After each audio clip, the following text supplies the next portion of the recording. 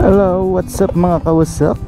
So ngayong araw ay anong oras na ba? 5:57 in the morning. Ay nako, yung gloves natin is ilang buwan na to dito, 2 buwan na ata. Hindi ko pa napapalitan. So ngayon ay nakatapak ata akong tae. So far wala naman. Ngayon ay puta tayo ng opisina. Yan, reset natin yung odo para alam natin yung kung ilan na yung takbo natin, no? Kung ilan yung kilometers na natatakbo na natin. Ano?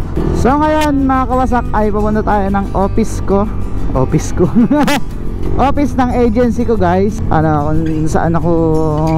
kung saan may hawak sa akin yung nag-aasikaso ng papers ko. Kumbaga agency ko nga. O di ba? Yun na ngayon. So pupunta tayo doon, guys, kasi ngayon ay may medical tayo. Di ba sabi ko nga kahapon pinag-medical nila ako last September. Tapos ngayon papa-medical nila ulit ako dahil expired na. Ay hindi ko naman kasalanan na na-delay ako. Sila naman ang may kasalanan dun kasi nag-back out nga yung dapat nakasama ko. Umanap sila ng bago na makakasama. Kaya na-delay ako. Kinontak nila ako nun at pinag-medical tapos ngayon papa-medical ulit, tapos sarili ko pang bayad. Ba naman yan? Kundi ko lang talaga kailangang umalis no? So wala tayong magagawa about dyan na, pero okay na din, no? Makakapag long ride tayo ngayon. Long ride sa Makati, yung puta. So dahan-dahan lang tayo, guys. Mga 50-50 lang yung takbo natin, 50-60 ganun. Kasi nga yung gulong natin ay medyo kalbo-kalis na. Delikado pa. Paalis pa tayo Paalis pa tayo baka naman mapano pa tayo, no? Tamang chill lang dapat. So, nandito pa tayo sa Dasma. Hindi tayo naka-riding jersey ngayon kasi malamig Kasi kapag nag-riding jersey ako tatagos yung lamig sa balat ko. Kaya mas pinili kong makapal yung suotin na jacket ngayong umaga kasi nga ang lamig ng panahon ngayon. Tapos pero may baon naman akong riding jersey, yung galing Japan, no? Yung pinambabike ko sa Japan. Manipis lang siya, guys. Siguro mamaya yan pagka pauwi tayo kasi ito ay pagtanghaling tapat is sobra namang kainit, no? Kaya hindi ko din sinusuot to basta-basta kapag tanghali. Kapag malamig lang talaga, pag madaling araw ko maalis, pagka oras, pagkagabi ako bumibiyahe. Ayan, di ba malamig na yun? Gawa ng hamog. Kaya ito yung sinusuot ko. Grabe, guys, medyo maliwanag na pero medyo masikip na din sa kalsada. Kanina mga kawasak is napakaluag. Kahit humataw ka, no, hindi lang tayo makahataw kasi nga delikado ang ating gulong. Pero ngayon, no, medyo masikip na. Hindi ko alam kung saan ako dadaan, guys. Kung sa Las Piñas ba o mag-aalabang ako. Alam ba yung mas malapit sa Makati? Pero parang tingin ko kahit dito na lang ako mag-Las Piñas, dun sa Naiya Road. Dun tayo dadaan, guys, sa may Rojas Boulevard. So magkotse sana ako, kaso nga lang is okay naman yung panahon kasi hindi din naman maambon. Tsaka ang hirap mag-parking dun. Yan ang hirap mag-park dun sa may agency at saka dun sa may medical center. Pera lang kasi yung labanan dun pag pa-medical na yun So basta-basta lang naman yung check up dun. Mas mahal pa kaysa sa hospital, no? Sa hospital magkano lang, pero dun aabutin ka ng 10,000. Ay, wala tayong magagawa, nasa Pilipinas tayo Yung PhilHealth wala din namang kwenta pa yun. Hindi naman yun magamit sa kung saang medical center. Sa mga piling hospital lang yun pwede gamitin, unlike sa Japan, no? Pero sa Japan talaga ay yung health card, guys. Napakabisa ng health card dun. Talagang pagka nagkasakit ka tapos pumunta ka ng hospital is konting-konti lang talaga yung babayaran mo. Tama, ang dami na ngayong motorcycle. Oo nga pala, Monday nga pala ngayon, kaya ang daming mga motor, ang daming sasakyan ngayon kahit maaga pa. Okay. So nalimutan ko, Monday nga pala ngayon. Kaya pala ang daming sasakyan, no. So yung mga ano kasi lumuluwas pa Manila, sabay-sabay yan ng Monday ng umaga, yung mga galing bakasyon, galing sa kanilang probinsya. Ngayon ang luwasan ng mga yan. Ito talaga minsan yung advantage ng motor no. Kita mo nakakasingit-singit Kaso nga lang syempre medyo may pagka-delikado yan. Naipon na kami dito. Saka tayo singit. Unlike guys sa sa kotse is talagang pipila ka dyan sa napakahabang traffic na yan no. So kapag ka nakamotor is ayun, pwede kang magsingit-singit. Sana all nakakapag-vape. Nga pala guys, wala pa tayong kain kasi nga tayo ngayon naka-fasting guys. Kaya wala tayong kakain-kain ngayon umaga. Oh may ano ba yan? Ang usok. Oh yung cute naman Ano to? Sasakyan ni Mr. Bean. Ang cute. Panis, lady driver pa. Oh, naka LCD pa yung loob Panis. Naka LCD pa yung head unit niya. Sige, parada tayo. So 6:29 ng umaga. Ganta na kadami ang daloy ng traffic dito sa Imus, Cavite. Nagbalita na no. So wala lang guys, nainip ako Kita nyo naman yung traffic Ay grabe naman. So sinusuog ko yan everyday guys kapag nag-grab ako Bagya ka nang makalusot dyan, lalo pag Monday. Kaya nga parang bala ko mag-joyride guys Para kunyari Monday at saka Monday, Friday Monday at Friday ay mag-joyride tayo. Tapos Tuesday, Wednesday, Thursday ay Grab. Sabado, Linggo Grab. Para para soya. Para kasi yan yung sa mga sobrang sikip Monday, Friday. Pag Monday yung papasok naman ang sikip. Pag Friday yung mga uwi naman ang pinakasikip no. So ganun lang yan. Kaya ngayon hindi ko alam ang gagawin ko, sobrang traffic. Parang tingin ko kanina alas 7 mga 7 AM andun na tayo sa agency. Nyeta, buti pa ata alas 8. Tamo, kalahating oras dito pa lang tayo sa Imus. Ay nako, sikip. Alam nyo ba yung isa sa mga nagpapasikip dito sa kalsada ay yung mga jeep. Yung mga jeep na yun tamo, double lane, third lane, double lane, 3 lane.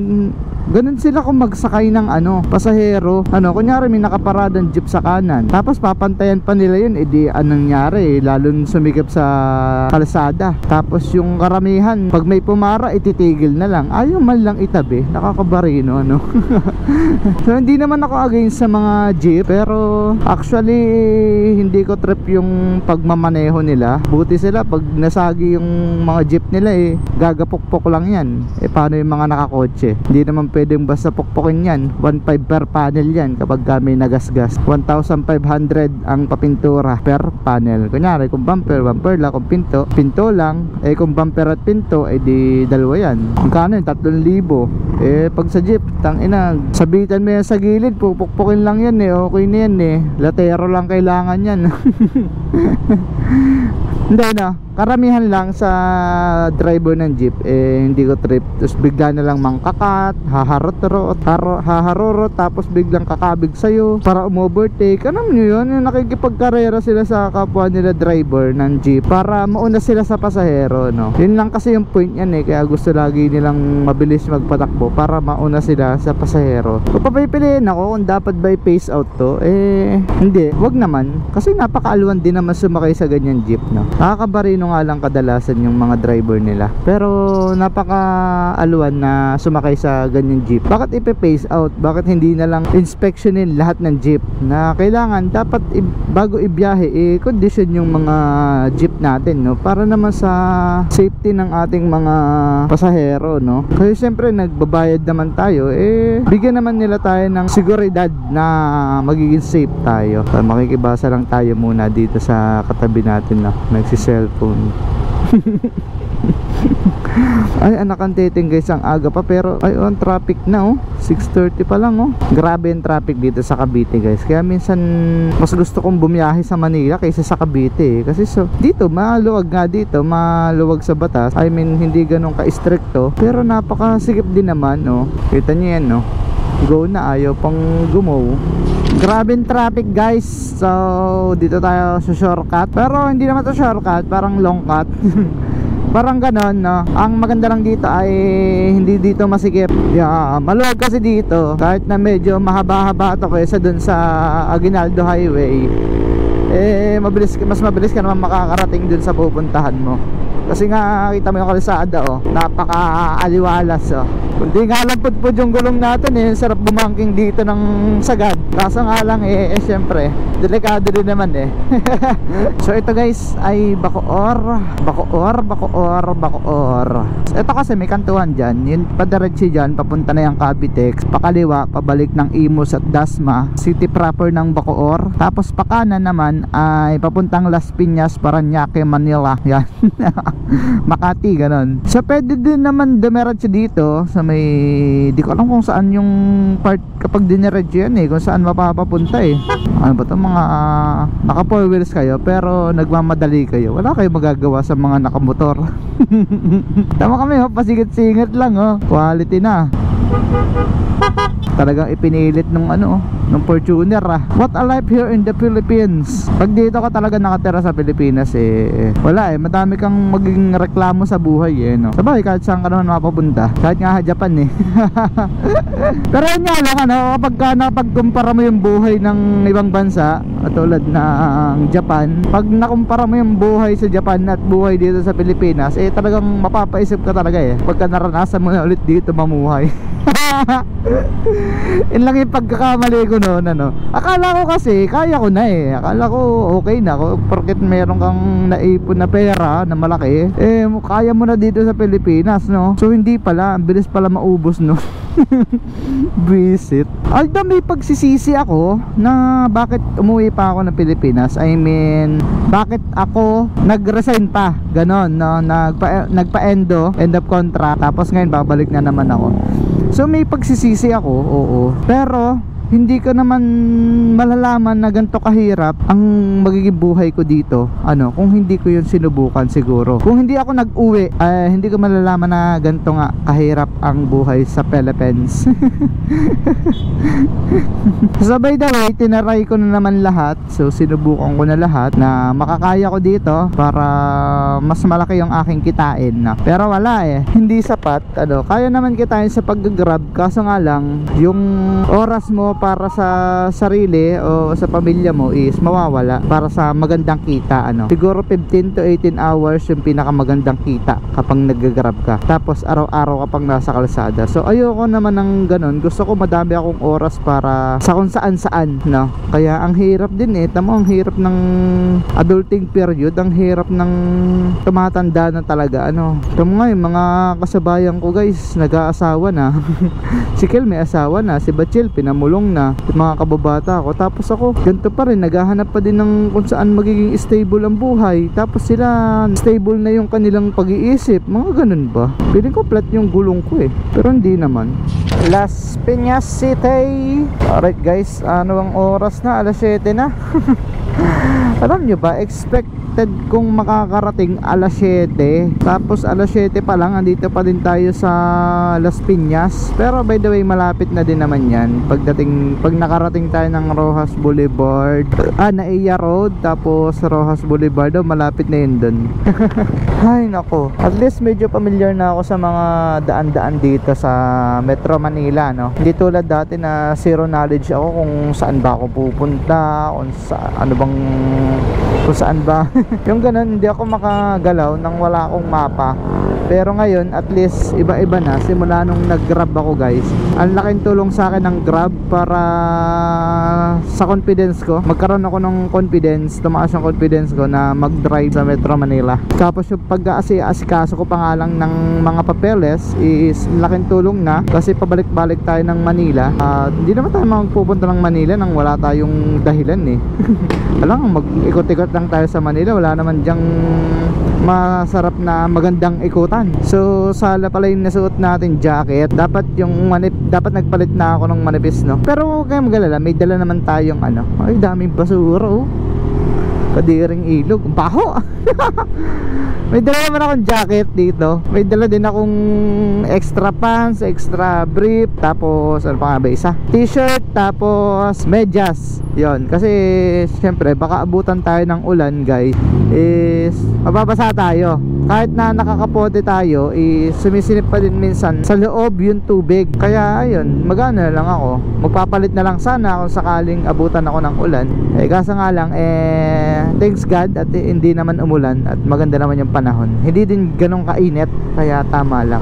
Kung uulan man, sana mamaya na lang hapon pag pauwi na ako. Kasi mas madaling mabasa ka kapag pauwi ka na kaysa yung papunta ka pa lang sa pupuntahan mo, no? Ganda naman ang BS na to. Automatic to. Ramdam sa RPM niya sa tunog kung ano, kung nagsiship ba siya or hindi. So hindi ko lang ma-check kung saan tayo pupunta, kung saan yung daan papunta doon sa opisina, kasi pag binaybay ko kasi yung Buendia Avenue ay bawal ng may mga kanto na bawal lumiko pakaliwa. Sa left side yun, malapit siya sa cash and carry. Cash and carry. Bago mag-SLEX yun from Rojas Boulevard, guys. So mamaya na lang magmamapa pagka nandun ako sa may Buendia, kasi malapit lang talaga yun sa terminal Kasi dati nung wala pa akong motor at sa Quezon pa ako umuwi, is talagang dun kami, dun yung sakayang ko sa LRT Buendia, at dun din ako nababa, at walking distance na lang kasi dun mula LRT Buendia. Kaso nga lang ngayon is nakamotor tayo, kaya medyo madali para sa atin ang mag-travel dyan sa mga agency na yan. Kasi kung naka 4 wheels ka talaga, wala ka talagang pagpaparkingan yan. Naiya Road. Alright guys, we're here. Siguro mga 20 minutes na lang nandun na tayo. Hey! Sakit na lalamunan ko.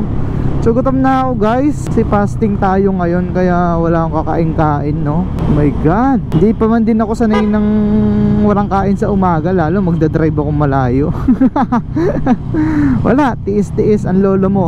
Tiis-tiis si Kawasak. Kailangan nating hindi kumain So by the way, pag nakuha na naman na ng dugo, ay pwede na tayong kumain, no? Ang problema lang dun sa medical center na yan ay napakatagal. Pa VIP talaga yung mga doktor dun. Unlike sa ibang sa ibang clinic, may sariling doktor sa loob na nandun lang para anytime ay pwede siyang makausap at pwede magpakonsulta sa kanya, Unlike dun sa amin, ay Diyos ko po, antayin pa namin, biruin mo, natapos kami mag-medical dun ng mga kasamahan ko, Tapos kami mag-medical ay siguro 11 tanghali. Tapos na kami. Tapos yung doktor alas 7 pa dumating ng gabi. Naman. Tapos pumili na naman kami. Siyempre isa-isahin niya kami. Anong oras na ako nakauwi? Alas 12 na. My God, wala, doon na naman kumain sa Paresan. Ang nagwagi doon yung tindahan sa labas, sa gilid, Sila talaga ang nagwagi. Kasi lahat ng kliyente, siyempre, sa kanila bumibili ng pagkain. Alam nga mag-Jollibee pa sila, kamahal-mahal naman ng Jollibee. Pag kumain sa kanila, 50 pesos, busog ka na. Sa Jollibee, kamurahan ay 95 pesos. If I'm not mistaken, Sa Rojas Boulevard. Tabang, dami ko na ding nalalaman na kalsada dito, Kapag grab, kasi umiimik yung grab na in 100 meters turn left to Rojas Boulevard, mga ganun. Kasi nito Baclaran Baclaran, tapos EDSA, tapos yun, Buendia na. So kakanan na tayo sa padalawang flyover. Ito nga tayo. Bakit ba hindi ako naniningit? Nakamotor nga pala tayo. Nasanay tayong lagi nakakotse So shoutout nga pala kay Juramel at saka kay Danica. I'm so proud of you, Juramel and Danica, kasi nakakapag-drive na kayo dyan sa Japan. Isa din yan sa mga pangarap ko, Pero manda kayo sa akin dyan. Makikidrive ako sa inyo. Kuha ako ng lisensyang international lang naman, guys. Saka na tayo kumuha ng lisensya talaga ng Japan, kapag sigurado na tayong magtatagal tayo ng matagal dun sa Japan, Kasi ayoko nang umuwi ulit, babalik na naman ako sa wala Ang hirap-hirap ng buhay dito sa Philippines kung babalik ka lang ulit sa wala, So nasa taas na ako nun bumalik pa ako dito. Yun ang hirap dito pagka Monday morning, yan, talagang napakasikip. Bukod sa napakasikip dito, guys, is napakadaming manghuhuli kapag Lunes. Kaya ingat-ingat kayo mga unregistered dyan.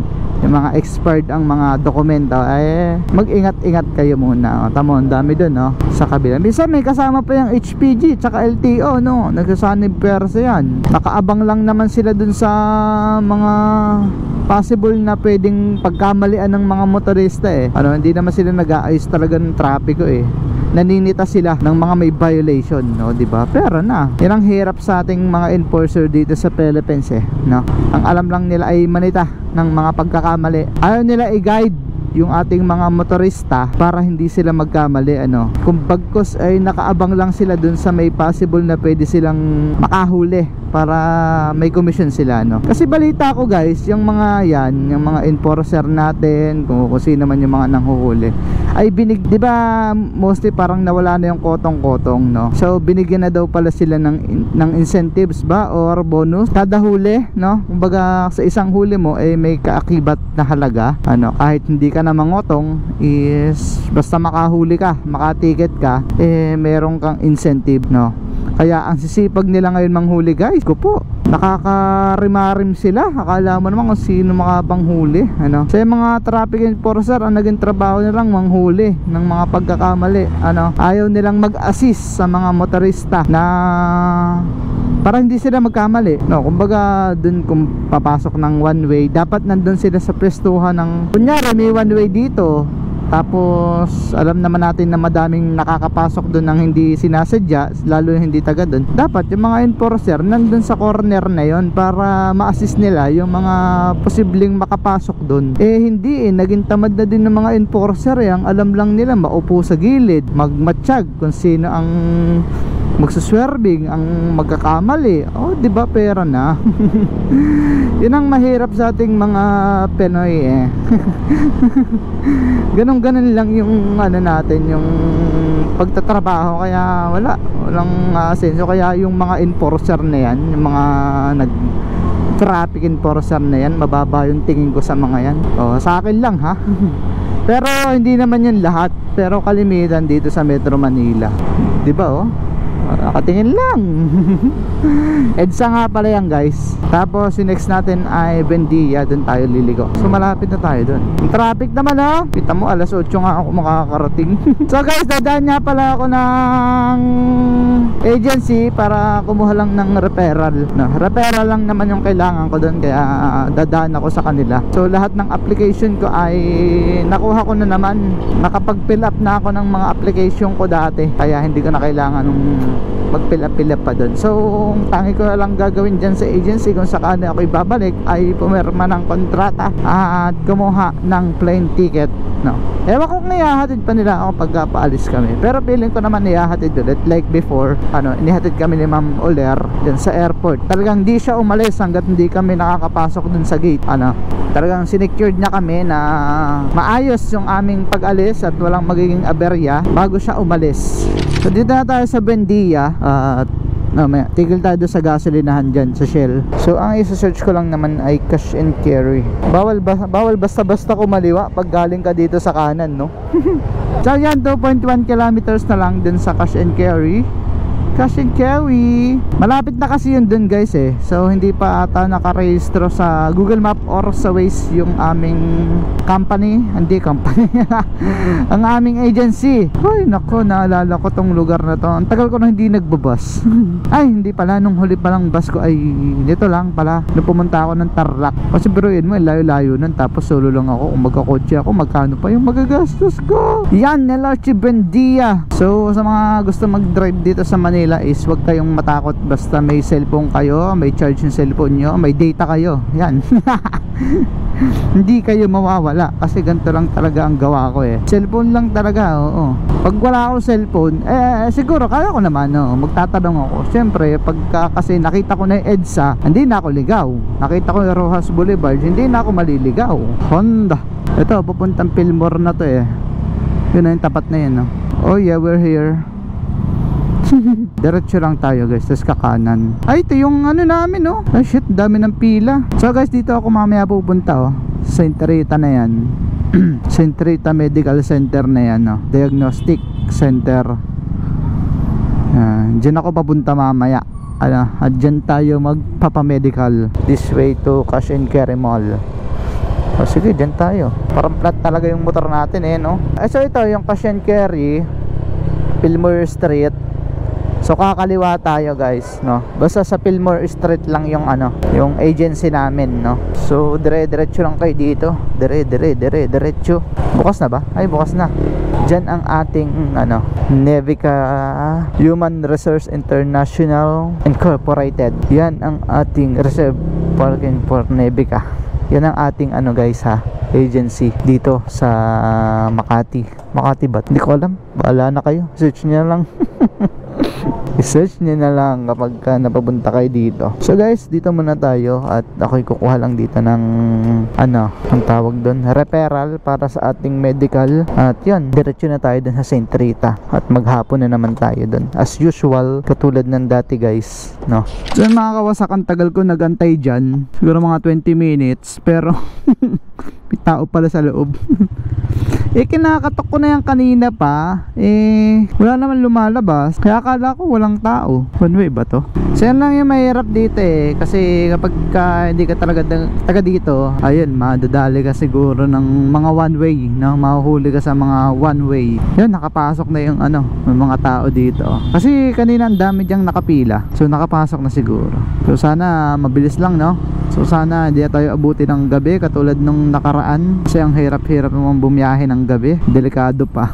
So dito na tayo guys, oh. Dito na tayo sa sulok para medyo safe tayo, no? So yan mga kawasak, dito yung aming agency, yung aming tawag doon, medical center. So mamaya na lang ulit, no? So matagal-tagal to.